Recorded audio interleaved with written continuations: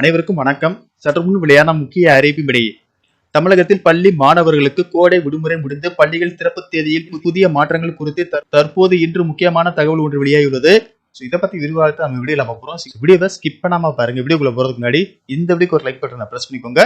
இப்பதான் நம்ம சேனலுக்கு ஃபர்ஸ்ட் டைம் வரீங்கன்னா சப்ஸ்கிரைப் பட்டனை பிரஸ் பண்ணிக்கோங்க. கூடவே பெல் ஐகான் பட்டனையும் பிரஸ் பண்ணிக்கோங்க. வாங்க வீடியோக்குள்ள போகலாம். தமிழகத்தில் பள்ளி மாணவர்களுக்கு கடந்த மாதம் தேர்வுகள் முடிந்து அனைத்து பள்ளி மாணவர்களுக்கும் கோடை விடுமுறை விடப்பட்டுள்ளன. தற்போது இந்த கோடை விடுமுறை முடியும் தருவாயில் உள்ள நிலையில் தற்போது புதிய அறிவிப்புகள் வெளியாகியுள்ளன. தமிழகத்தில் மே மாத தொடக்கத்தில் வெப்பம் அதிகமாக இருந்ததால் கோடை விடுமுறை நீட்டிக்கப்படலாம் என்று தகவல் வெளியானது.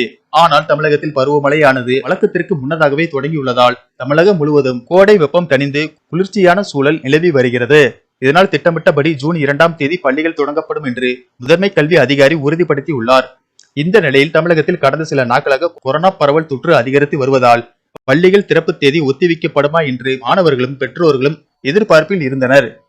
ஆனால் இது குறித்து தமிழக சுகாதாரத்துறை முக்கிய அறிவிப்பை வெளியிட்டுள்ளது. அதாவது தமிழ்நாட்டில் புதிய வகை கொரோனா தொற்று ஏதும் கண்டறியப்படவில்லை என பொது சுகாதாரத்துறை விளக்கம் அளித்துள்ளது. 10-15 பேருக்கு கொரோனா பரவல் தினமும் ஏற்படுகிறது. வீரியம் இல்லாத கொரோனா தான். பொதுமக்கள் அச்சப்பட தேவையில்லை. மருத்துவமனையில் அனுமதிக்கப்படக்கூட தேவையில்லாத நிலையில்தான் பரவல் உள்ளது எனவும் பொது சுகாதாரத்துறை தெரிவித்துள்ளது.